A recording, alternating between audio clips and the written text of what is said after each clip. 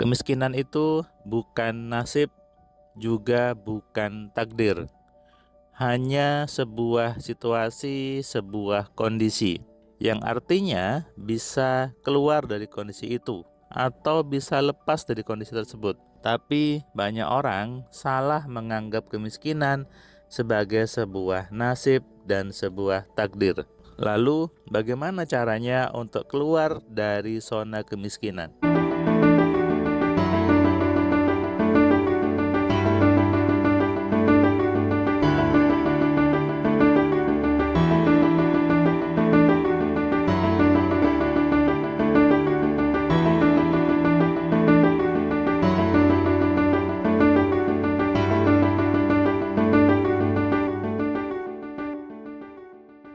Assalamualaikum sahabat Cahaya Kehidupan semuanya.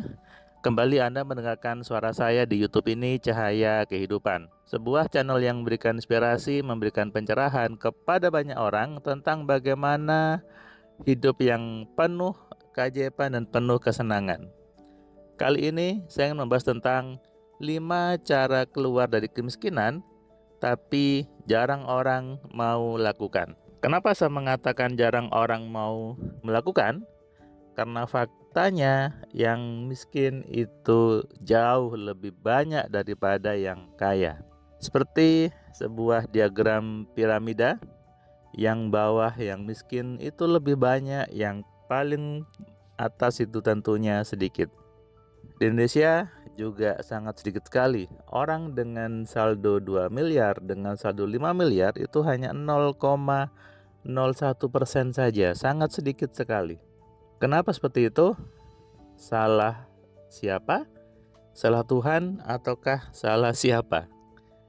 Alhamdulillah saya masuk di golongan yang 0,01% itu. Dan itu kenapa saya bisa mengajak banyak orang, mengajarkan banyak orang tentang bagaimana keluar dari zona kemiskinan. Yang pertama adalah harus berhenti menyalahkan keadaan. Ini mungkin yang terasa berat. Ketika orang itu sedang di posisi yang tidak nyaman, posisi yang miskin, biasanya dia akan sibuk menyalahkan orang lain, menyalahkan orang tuanya, menyalahkan pasangannya, menyalahkan sistem dan sebagainya.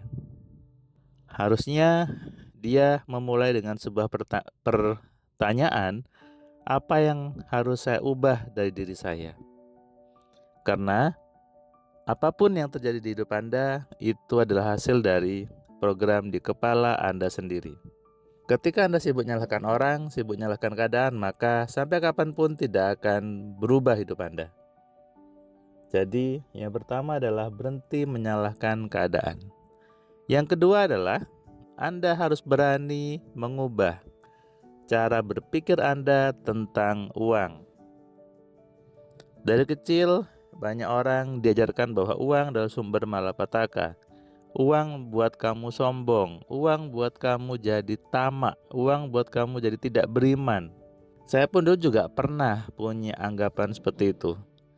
Saya juga sama diajari hal seperti itu. Tapi ketika saya bergaul dengan orang lebih kaya, saya akhirnya menyadari bahwa uang itu cuma alat, uang itu bukan sesuatu ancaman. Uang juga bukan sesuatu yang negatif. Dia hanya alat, hanya sebuah kertas, hanya sebuah angka. Yang namanya alat, maka bisa dibuat jadi tujuan baik atau tujuan yang jelek. Kalau saya mengatakan uang itu untuk mudah masuk surga, uang untuk membuat saya lebih bahagia, tentu itu lebih menyenangkan daripada memiliki persepsi uang adalah sumber kehancuran. Ini saya sebut sebagai orang yang takut dengan uang. Langkah ketiga adalah jangan hanya sibuk berdoa tanpa berpikir. Dua hal ini itu menjadi satu kesatuan. Di rumus AMC itu menjadi sebuah pasangan antara berpikir dan berdoa. Berpikir yang benar dulu, kemudian ditutup dengan berdoa yang benar juga. Tapi banyak orang sibuknya berdoa. Sibuk mencari kalimat doanya apa? Di mana doa yang bagus? Kapan waktu doa yang bagus?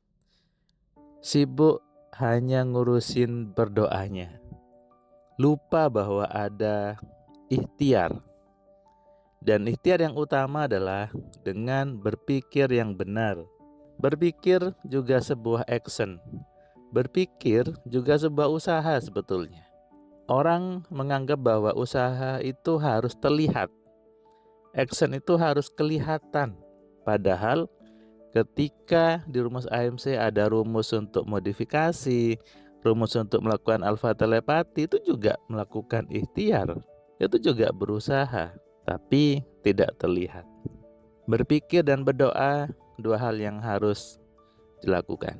Anda sibuk berdoa tanpa berpikir menjadi harapan kosong saja. Keluar dari kemiskinan bukan hanya dengan berdoa, tapi juga harus memiliki pemahaman yang benar, berpikir yang benar tentang hidup yang sesungguhnya. Yang keempat adalah Anda harus berani dan mau belajar ke orang yang sudah sampai duluan. Kalau Anda sibuk belajar ke orang yang tidak punya rumah, tidak punya uang, tidak mikir dunia, itu namanya Anda salah jalan. Anda pengen bekerja di sebuah perusahaan yang bagus, tapi Anda belajar ke orang yang tidak pernah bekerja profesional. Ini lucu namanya. Anda pengen punya keluarga yang harmonis lengkap, tapi Anda belajar ke orang yang ditinggal suaminya, ditinggal istrinya, ditinggal anaknya. Dia hidup sendirian, tidak punya keluarga. Anda salah jalan juga namanya. Anda pengen kaya, tapi Anda belajar ke orang yang tidak kaya. Anda belajar ke orang yang tidak punya rumah, yang rumahnya masih ngontrak, masih masuk gang. Anda akan disuruh sabar nanti. Anda kan hanya disuruh sibuk untuk pasrah, ikhlas, dan gitu aja. Akhirnya apa? Anda salah jalan. Ketika Anda belajar ke orang yang lebih kaya, Anda akan ketemu polanya. Anda akan tahu polanya seperti apa. Saya ada di banyak profesi, saya juga sebagai dosen, saya juga sebagai pengusaha juga. Ketika saya bergaul sama teman-teman yang lebih kaya, itu berbeda dengan ketika saya bergaul dengan orang yang gajinya masih UMR ke bawah. Tidak sama di situ. Ada pola-pola yang berbeda yang terlihat. Kalau kita ikut pola yang miskin, ya selamanya miskin. Tapi kalau ikut pola yang kaya, ya pasti juga menuju ke arah yang sana. Yang kelima adalah harus mengubah cara hidup. Bukan sekedar berangan-angan. Banyak orang menulis afirmasi, saya mau uang 1 miliar, saya mau penghasilan 100 juta, saya pengen uang 10 triliun. Bukan seperti itu. Itu namanya berangan-angan saja. Dan di agama melarang untuk berangan-angan kosong. Orang yang ingin lebih kaya, dia merubah cara hidupnya, merubah cara bicaranya, merubah siapa teman-temannya, merubah di mana tempat ngopinya, dia berubah semuanya. Dan itu semua dimulai dengan merubah program di pikirannya. Ketika itu berubah, maka otomatis semuanya berubah. Karena itu, maka harus berani melakukan perubahan. Jangan sibuk pasrah. Jangan sibuk untuk menerima nasib, apalagi Anda gak punya uang. Sibuknya bersyukur. Sudahlah, terima saja. Sudahlah, gak usah sibuk-sibuk yang lain-lain. Bukan seperti itu. 5 cara ini Anda review lagi, Anda ulangi lagi. Yang pertama adalah berhenti menyalahkan keadaan. Yang kedua adalah berani mengubah cara berpikir Anda tentang uang. Yang ketiga, berhenti berdoa tanpa berpikir. Yang keempat, harus mau belajar ke orang yang sudah sampai, ke orang yang sudah lebih dulu sampai ke tujuan hidupnya. Yang kelima, mengubah cara hidup Anda. Stop berangan-angan. Ingat, Tuhan menunggu Anda berubah. Kalau Anda setuju, Anda bisa tulis di kolom komentar, saya berubah. Sadari ini dan renungkan. Salam sehat, salam kaya, salam cerdas. Dari saya Firman Pratama. Assalamualaikum. Terima kasih buat kalian yang sudah nonton video saya dari awal sampai yang video terakhir. Saya ucapkan terima kasih, dan kamu yang belum subscribe, kamu subscribe ya.